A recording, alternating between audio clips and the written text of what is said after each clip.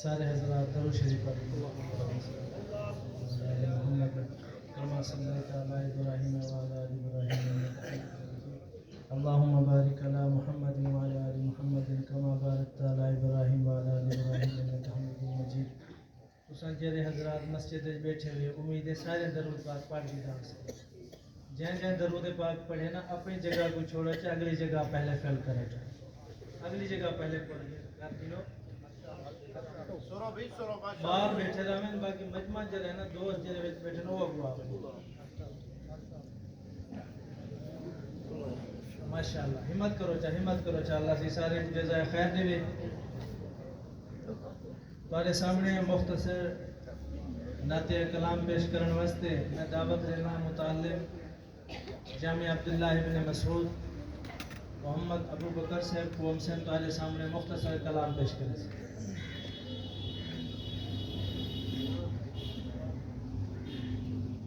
محمد ابو ہریرہ صاحب تشریف گھنم سے اپنے کلام کو نوتہ کو مستفیض کرنے سے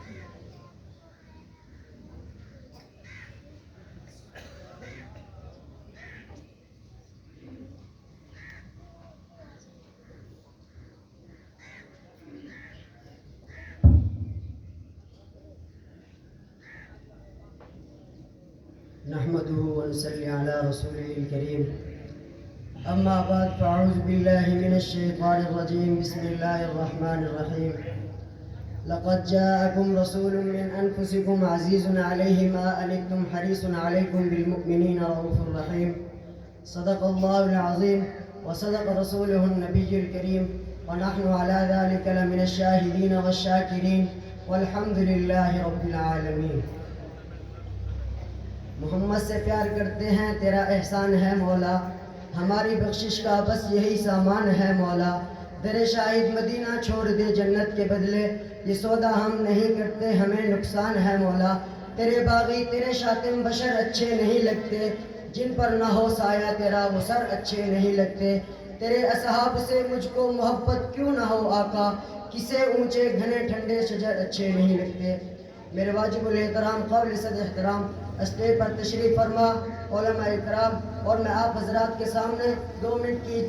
گفتگو کر کے اجازت چاہتا ہوں۔ ختم نبوت پر 2 باتیں۔ میرے بھائی یہ دنیا بنی گئی ہے اور بنا کے اس کو ایک ایسی چیز کے اوپر قائم کر دیا گیا ہے کہ جس کے اوپر آسمان قائم ہے، جس کے اوپر زمین قائم ہے، جس کے اوپر مشرق اور مغرب قائم ہے، جس کے اوپر جنوب اور شمال قائم ہے، جس کے اوپر دنیا کا ذرہ ذرہ اور کائنات کی ہر چیز قائم ہے، بلکہ جس کے اوپر حضرت ابو بکر صدیق کی صداقت قائم ہے، حضرت عثمان کی سخاوت قائم ہے، حضرت عمر کی شجاعت قائم ہے، حضرت علی کی شجاعت قائم ہے، حضرت حسنین کی شہادت قائم ہے، اور 1400 سال گزر گئے تمام مسلمانوں کا ایمان قائم ہے، اسی کو ختم نبوت کہتے ہیں۔ اور دوسری بات، اللہ تبارک و تعالی نے 1,24,000 کم و بیش انبیاء اکرام کو بھیجے ہیں، اور جتنے بھی انبیاء اکرام آئے، جو بھی آیا اپنے سے پہلے والے کی تصدیق کی اور بعد میں آنے والے کی خوشخبری دی۔